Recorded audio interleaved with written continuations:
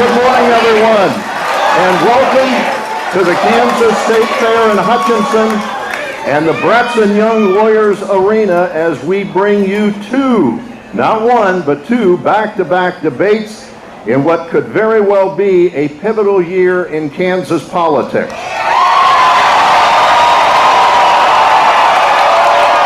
I'm Kelly Rose with WIBW Radio and the Kansas Radio Networks. I will be the moderator for the first debate, which will focus on the Kansas governor's race. Before I introduce the candidates, I want to introduce the people who are going to be asking questions here today.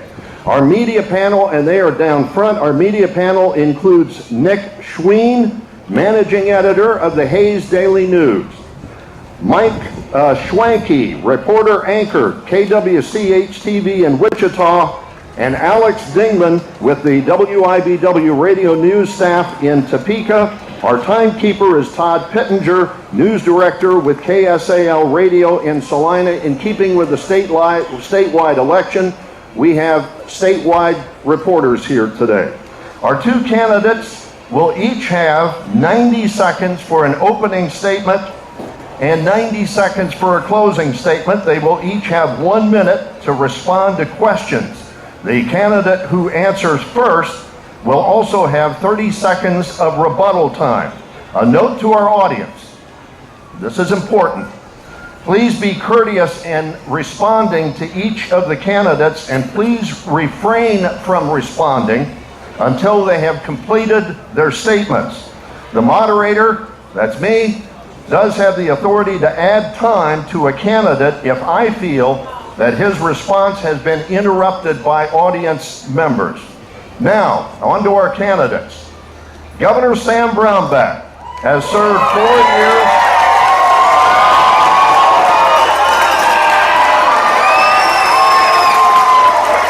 This part of it is not time. Governor Sam Brownback has served 4 years as the 46th governor of Kansas. Previously, Brownback served as Kansas Secretary of Agriculture.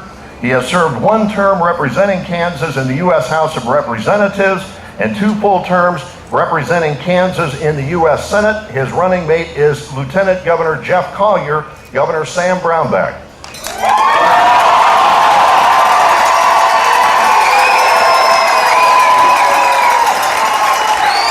His Democratic challenger in this election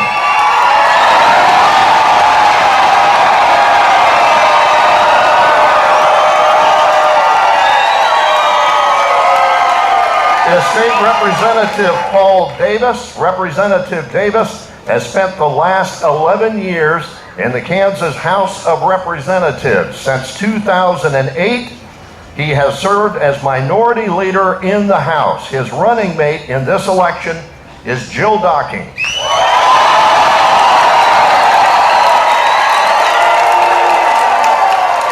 All right, as agreed to previously, Governor Brownback will have the first opening statement. Second, my apologies. Representative Davis will have the first opening statement. Welcome to the State Fair. I'm Paul Davis. I'm a moderate, common sense leader, an independent thinker. I'm also the son of 2 teachers and the parent of a soon-to-be kindergartner. And that's why the issue of public education is personal to me. That's why I've been a 12-year champion for our public schools in the legislature. That's why I oppose Governor Brownback's single largest cut to public school funding in state history. That's why I will make restoring those cuts my very top priority as governor. And that's why I'm supported by over 100 current and former Republican elected officials. The governor's experiment just isn't working. We are trailing our surrounding states and the rest of the country in virtually every economic growth indicator there is. And it has plunged our state deep into debt, $1.3 billion over the next 5 years, jeopardizing our schools and our future. We can do better. We have a clear choice in this election about whether we're going to restore the cuts to our public schools and get our state moving again, or whether we're going to hit the accelerator on a failed economic experiment. Now today, the governor is going to try to convince you that I'm somebody different than who I am. going to try to convince you that his record is something different than it is. But the reality is, I am a moderate, common sense leader who values our public schools and will make them my very top priority as governor.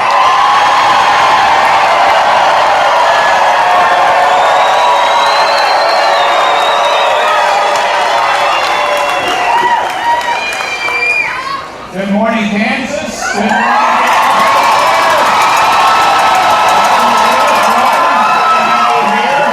I've been coming to these for over 40 years, and I love the great Kansas get-together. This is fabulous. Now, everything you've heard from Representative Davis is wrong. More Kansans working now than ever in the history of the state. Number two, we put more money in education than ever in the history of the state. Big one. I support our rural schools. I'm opposed to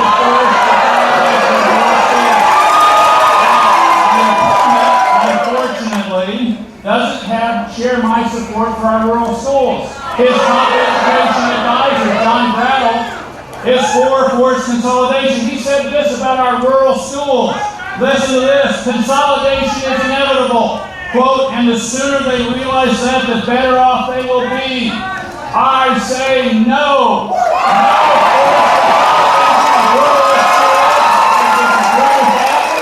think that is the wrong way to go. I went to a rural school. We need to preserve those. I call on Representative Davis to remove John Brattle as the top education advisor and from the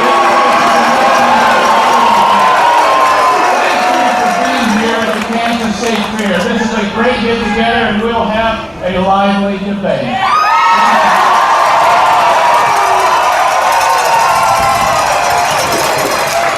All right, I want to remind our audience again, as we get into this debate with the questions, please be courteous, because I will add time if I feel you're interrupting the candidate. After he has answered, you can do whatever you want to within reason. Okay? All right, on to our questions. The first question will come from Alex Dingman with the WIBW Radio News staff. Thank you, Kelly. All right, let's talk education funding. In 2008-2009, Kansas spent $4,400 in base state aid per pupil. Last year it was around $3,800 according to the Kansas Legislative Research Department.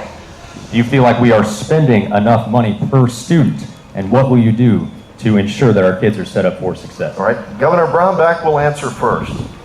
Well, thank you very much for the question.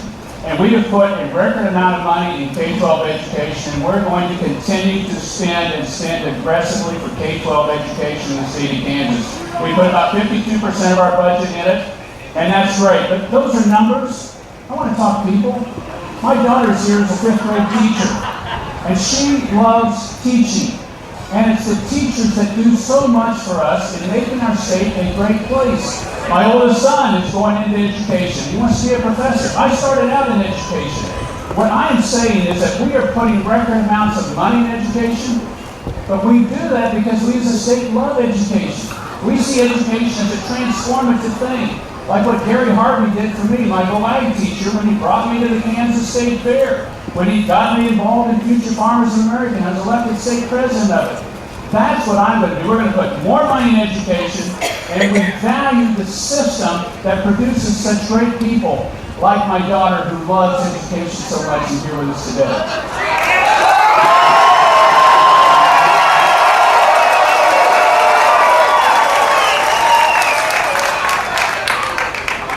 Governor Brownback is going to try very hard to rewrite his record on education, but he simply has never made education a priority.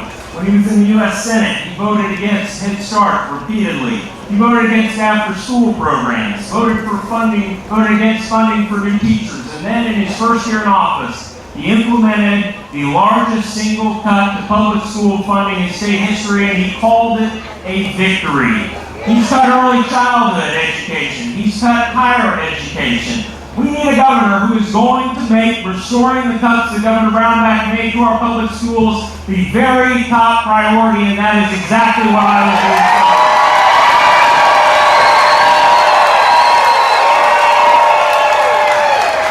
Governor, 30 seconds of rebuttal time. I wish Paul Davis would have voted for some of the money we put into education. He's voted on top of that, Governor Mark Hutchinson said this. When he was looking at running for election in 2010, said, no, I'm not going to be governor again because I'm the architect of the largest budget cuts in the history of the state of Kansas, the largest tax increase in the history of Kansas, and Paul Davis voted for that. He talks a good game, and then he votes the other way. All right, next question. Next question will come from Nick Sween, managing editor of the Hayes Daily News. Thank you. And it will go to Representative Davis first. By not allowing the federal expansion of Medicaid to take place in Kansas, it is estimated we have left 380,000 residents without coverage. Hospitals in rural and depressed settings continue to treat these individuals, with the local communities eventually paying the price. Representative Davis, what would you do with this component of the Affordable Care Act? And Governor Brownback, do you have any future plans? Well, I'll tell you what I will do, and it's not to play politics with this issue. I've spent a lot of time listening to hospital administrators, listening to nursing home administrators, listening to physicians, listening to people who own home health agencies, and listening to those over 150,000 Kansans that could get coverage from this. Our rural hospitals desperately need this. I've had too many conversations with rural hospital administrators who have said they maybe have to close their doors if this doesn't happen. We can inject $3 billion into our state's economy. We can create lots of jobs. I'm not going to play politics with this. I'm going to follow what other Republican governors are going to do. Chris Christie in New Jersey, Jan Brewer in Arizona. That's what we should do.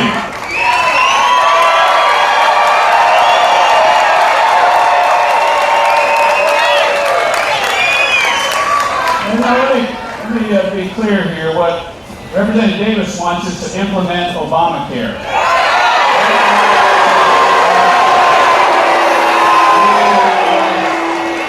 It was for an early innovator grant in the state of Kansas. Obamacare will cost us $1 billion to implement. It will move people ahead of the lists that are on waiting lists created by the former administration in Medicare and Medicaid. And by the way, on rural hospitals, Obamacare took money from Medicare, which goes to our rural hospitals, and put it into Medicaid, which doesn't go as much, and he supports Obamacare. That's taking money directly from our rural hospitals. We should have supported Obamacare in the first place. That's not the place to do it. And we have expanded Medicaid. We've added 80,000 people to Medicaid since I've been governor of the state of Kansas. And we've taken people off the waiting list because of Dr. Collier's work as Lieutenant Governor, a surgeon heading up our Medicaid list. We've expanded and have a better Medicaid system than Obamacare.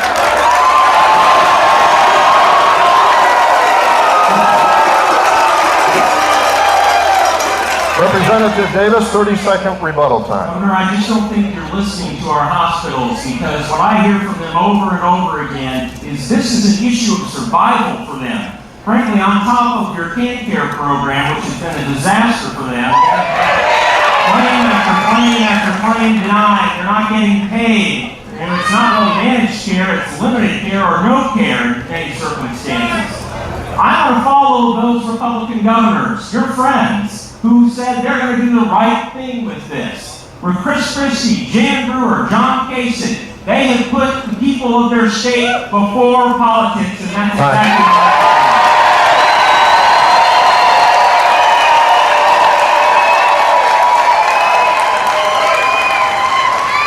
I'm reminded again that we are in the Bretson Young Injury Lawyers Arena. Let's hope we don't have any injured lawyers before this is over today. By the way, it is a gorgeous day here on the State Fairgrounds. Absolutely. Our next question will come from Michael Schwanke, KWCH-TV in Wichita. And it will go to Governor Brownback first. All right, thank you. Thank you for having me. Thank you, gentlemen. I want to know which one wants to take credit for the weather today, because it is beautiful. I've been praying a lot.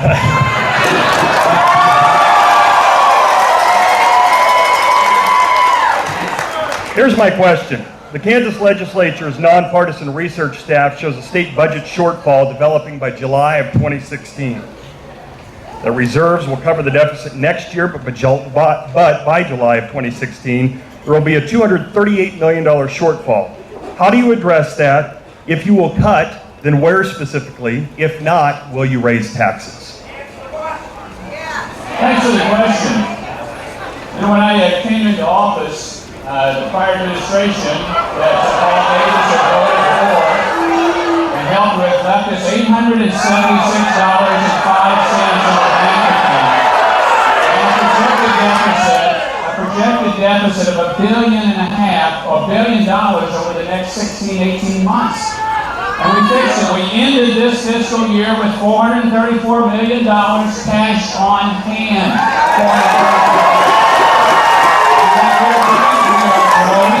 We are hitting our budget numbers, and we're going to put those budgets together, and we're going to be in a great shape. Now, my opponent for a long time